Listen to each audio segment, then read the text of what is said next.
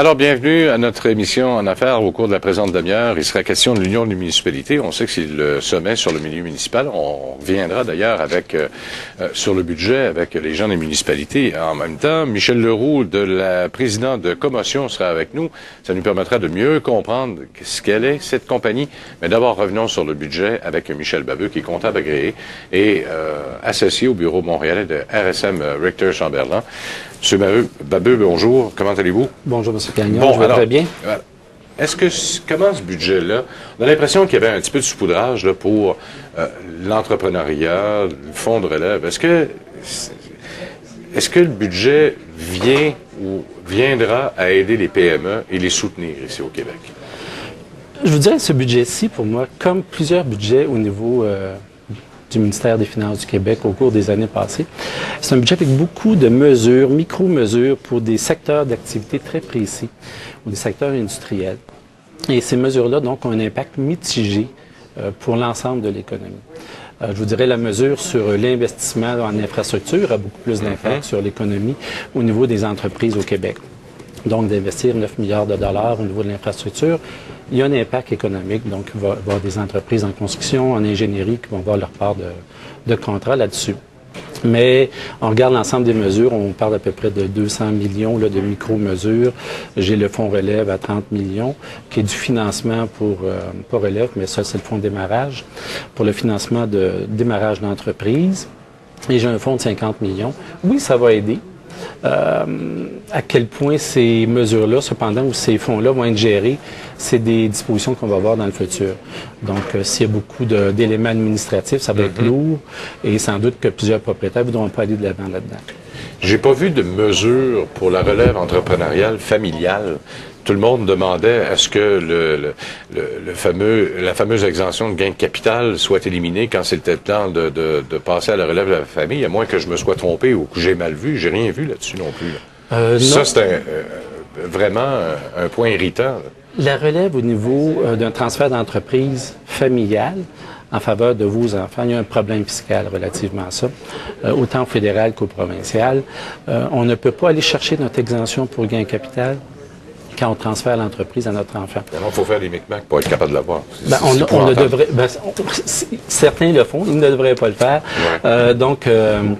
Contrairement à la vente à une personne externe, à une firme externe, où à ce moment-là, l'entrepreneur peut encaisser son exemption pour gain capital, mais bien souvent, le rêve de l'entrepreneur, surtout pour de la petite entreprise, c'est d'espérer une relève au niveau de la famille.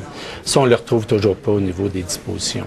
Et ce n'est pas de quoi que je pense qu'il va arriver à court terme là-dessus. Bon. L'impact de ce budget pour les PME ou pour les entrepreneurs du Québec. Parce que là, on parle d'évasion fiscale beaucoup, puis là, il va y avoir un mécanisme de vérification qui, je pense, va être accru, parce qu'on va embaucher de plus en plus de personnes pour faire de la vérification, particulièrement dans le monde de la construction, mais on va aller plus loin aussi. Effectivement, au niveau des mesures pour contrer le travail au noir, évidemment, le secteur de la construction est ciblé depuis plusieurs années. Ouais. Il y avait le secteur de la restauration. On n'en parle pas parce que maintenant, on a intégré là, des équipements pour contrôler les ventes dans les restaurants. On ne sait pas encore quel va être le succès de ces équipements-là. Ben, le ministre, lui, il prétend que ça coûte 100 millions, puis on va aller en récupérer 320 millions. On verra ce que les chiffres réels diront dans 1 et 2 ans. Et il y a également d'autres secteurs ciblés comme les garderies, le tabac, contrebande de tabac. Donc, il y a une équipe fiscale qui est mise en place par le ministère des Finances et Revenu Québec. Ils estiment à 10 $ de récupération pour chaque dollar dépensé pour récupérer. Donc, il y a une cible là, du 10 pour 1. C'est ceux qui vont faire du recrutement de nouveaux vérificateurs pour récupérer ces sommes-là. Le problème, d'un côté, on veut alléger le fardeau administratif des entreprises. De l'autre, on va avoir une série de vérifications fiscales qui va demander du temps et de l'argent aux entrepreneurs pour répondre à ces vérifications-là.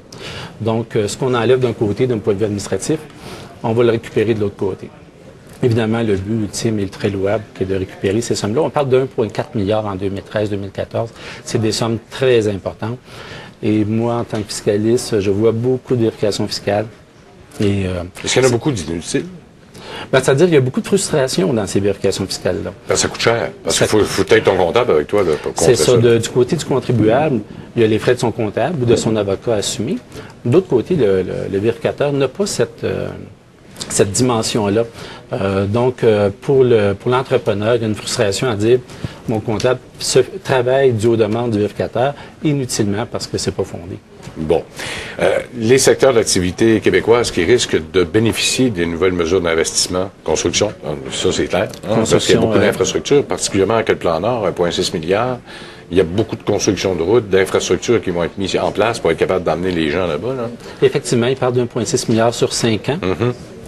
Plus un 500 millions de capital à investir dans des projets qui vont être à définir, tenter de faire venir de l'investissement étranger pour développer le Grand Nord québécois. Donc, il va y avoir beaucoup de fonds disponibles pour justement ces entreprises-là du secteur de la construction.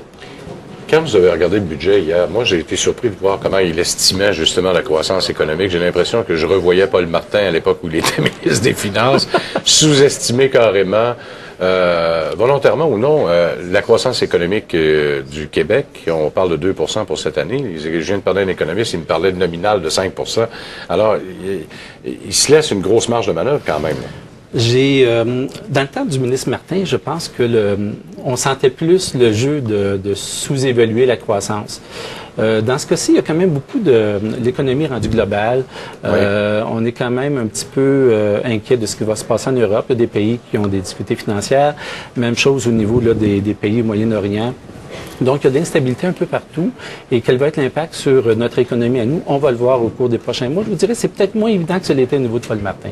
Mais si on se fie à cette année, donc effectivement, avec 1% à peu près de plus de croissance que ce qui est estimé, donc des recettes d'1 milliard, c'était quand même un beau cadeau pour le ministre Bachand. Malheureusement, il l'a dépensé alors qu'il n'aurait pas dû. Mais qu'est-ce qu'il aurait pu faire? Ben, s'il veut faire des infrastructures ou remettre à niveau nos infrastructures qui sont en train de nous tomber sur la tête, il faut qu'il dépasse quelque part. Il n'y a pas le choix. Je pense que... Et la dette est chère, la dette. Il y a un côté malhabile dans la présentation du budget d'hier. On est venu donner au gouvernement le mérite du déficit zéro.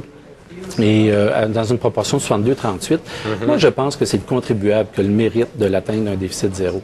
Les mesures de l'an passé, donc l'augmentation de la taxe sur l'essence de 1 sou, l'augmentation éventuelle des tarifs d'Hydro-Québec.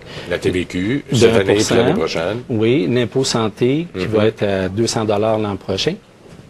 Donc, à maturité, chacune de ces mesures-là, on parle de 4,5 milliards annuellement que le contribuable va payer. Donc, c'est à peu près 12 % de son fardeau d'impôts et de TVQ à l'heure actuelle. Donc, c'est un effort vraiment majeur qui est demandé de la part des particuliers. Et en contrepartie, le gouvernement, qu'est-ce qu'il fait? C'est, je vais limiter ma croissance des dépenses. Je pense qu'il aurait surtout dû mettre le mérite sur les particuliers. Et en contrepartie, avouer que ça dégage une marge de manœuvre pour investir dans les infrastructures et soutenir l'économie. Ça va être le discours que j'aurais aimé entendre hier. Ben, moi, j'aurais aimé voir disparaître des paliers de structuristes inutiles, parce qu'il y en a beaucoup dans le ministère de la Santé, il y en a beaucoup dans l'éducation. Je suis certain qu'on aurait pu récupérer quelques centaines de millions là-dedans. Là. Juste en santé, il y a à peu près, si je me fie au ministère de la Santé, il y a 280 000 employés ou intervenants, dont 150 000 fonctionnaires pour 130 000 docteurs, pharmaciens, préposés. Il y a un débalancement là, en termes de gestion. Complètement total. C'est ça. Ben, donc, M. Babeu, merci beaucoup encore une fois de votre visite. On va revenir dans un instant. Qui est l'homme Dove?